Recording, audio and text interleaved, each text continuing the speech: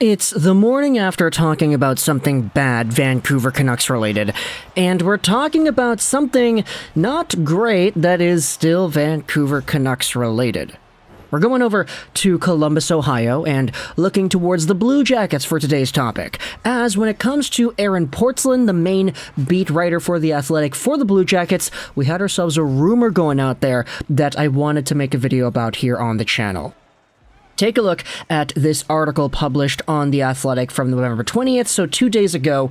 Blue Jackets Sunday Gathering, Marcus Bjork's opportunity, and Johnny Gaudreau has no regrets. Link, as always, will be in the description if you want to go ahead and read this article. The Athletic is paid for material, it's behind a paywall, so if you do have access to it, then go ahead and check out this Columbus Blue Jackets scoop. But we're going over on to Spectre's Hockey from yesterday, November 21st, because Lyle Richardson goes out there and describes what is written about here in the Athletic piece. Take a look at this. Aaron Portzline cited the source claiming the Vancouver Canucks expressed an interest in Jack Roslovic. However, the Blue Jackets were reluctant to part with the 25-year-old center. Spectre's note, as Portzline observes, the Jackets were hoping Roslovic would build on his strong finish to last season. However, he's only managed 6 points in 15 games, and Boone Jenner has taken over as the first-line center of the team. Given the difficulties the Canucks have encountered this season, it's probably for the best that their attempt to land Roslovic fell through. And this is something that kind of confused me a little. When I heard about it initially, hey, the Canucks wanted Roslovic. I was like, really? What?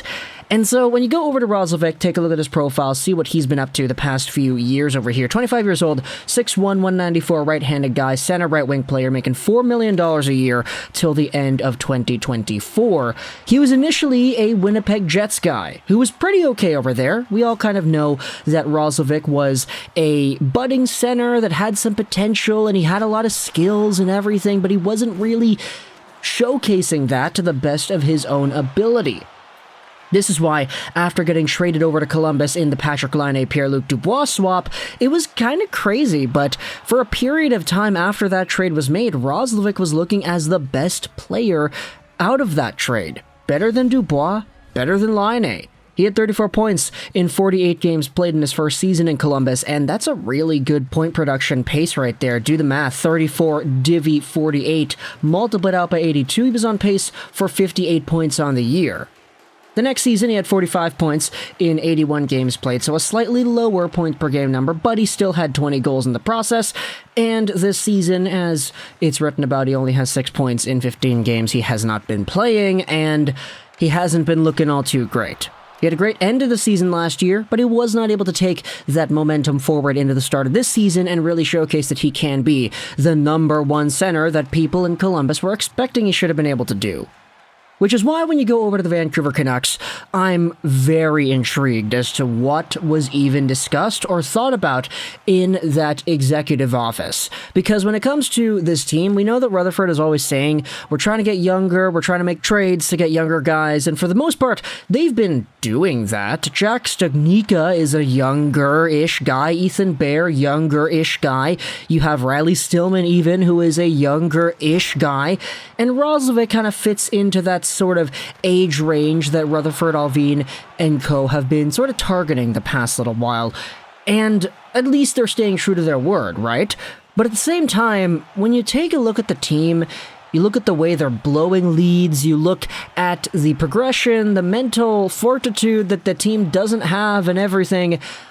I don't know what it is, but young players, especially guys that are in this sort of range, are not really going to come together and morph a solution right away. And I'm not saying that that's necessarily what they're trying to do, it's just, with a move like this, with Roslovic in the picture, you're not going to be able to make this kind of trade without sacrificing some sort of longer-ish term future. In fact, all the trades that have been made have kind of been in that sort of territory. Ethan Bear was sent over for a draft pick. You have Murenberg that was sent over to Boston for Studnicka, with DiPietro as well. You have Jason Dickinson, who was traded alongside of a second-round pick. So this management staff is indeed finding ways to get rid of picks. They're getting players that are sort of young, but for Roslovic, I feel like you would have been able to do a lot more damage to this team's longer-term-ish future if you had made that kind of a trade.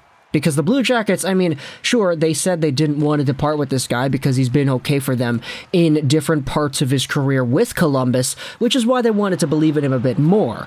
But for Vancouver, this just seems like another one of these short-term-ish kind of viewing trades, because you're probably going to have to give up a second, maybe 2 seconds, maybe a first, dare I say, which you probably should not be touching if you're the Vancouver Canucks, because I swear to goodness gracious, if they trade away a first-round pick again, it's Benning all over, baby. It's exactly the same thing. It's the same cycle of mediocrity and Aquilini getting involved, telling management to do things that will help the team out in the short term, even if it sacrifices parts of the longer term future. And I'm not going to say that Roslovic is going to be a bad player longer term. It's just, if you wanted to focus on the rebuild, focus on the rebuild. Everybody in Vancouver and their mothers talking about the idea of trading everybody away, getting the draft picks, and just restarting, going back to the bottom of the barrel from scratch. And a trade for Roslovic does not go out there and align with that. In fact, it does sort of the complete opposite. And besides, it's not like Roslovic is a bad player either. I mean, the guy was on pace for 50-ish something points just a few seasons ago. Do I still think that lays within him somewhere in his profile? Yeah, I do.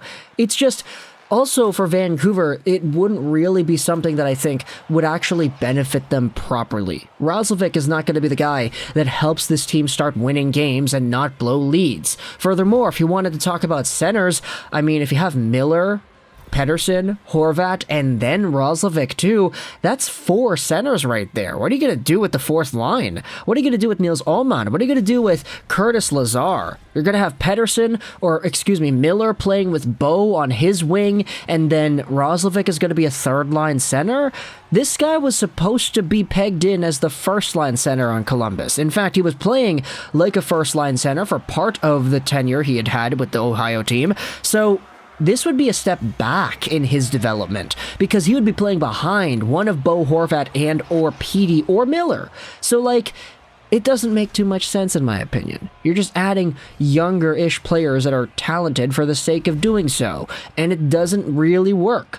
This would be different if Roslovic was like 20 years old, if he was 19 or 21, but no, Roslovic is 25. There's already so little more room for opportunity and growth when it comes to this player that I don't think this should be the type of guy the Canucks are targeting here. But that's my opinion. Talk to the consular thoughts about the idea of the Canucks looking to Columbus for a trade idea that in which they inevitably rejected and declined. I, for one, am kind of happy that the Blue Jackets said no to this sort of move, but at the end of the day, I do think that Roslovic is a good player, and I want to see him succeed. We made videos about Roslovic and how he was the first piece out of the Dubois and Laine trade, that really looked good after the trade was made. Which was crazy because we always knew that Roslovic had this potential in Winnipeg, he just had no real bearing at showing that in the prior years that he had been over there. So seeing him explode in the way that he did earlier on in Columbus, it was a good thing, and we were all like, yeah, no, Laine's been kind of on a slump lately. Once he turns it on, this is going to be a pretty good win for Columbus in terms of that trade. But then Pierre-Luc Dubois kind of did his thing with Winnipeg. Laine sort of became good too, but then Roslovic went into the background and stopped being as good as he had been. So talk to the comments if you're a Vancouver Canucks fan, your opinions about Roslovic and the Canucks. I hope you enjoyed this video, and bye.